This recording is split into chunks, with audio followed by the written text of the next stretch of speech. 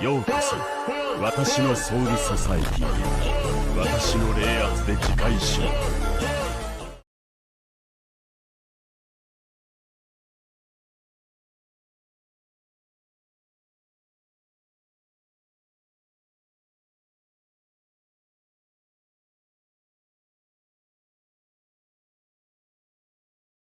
Bunu arkasından baymamız lazım. Bu sürüyor. Evet, baydık bunu. Buna biraz et verelim.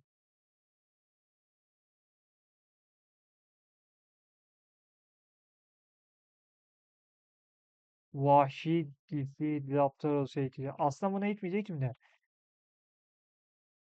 Aslında bunu yok öldürmeyeceğim. Eğiteceğim bunu.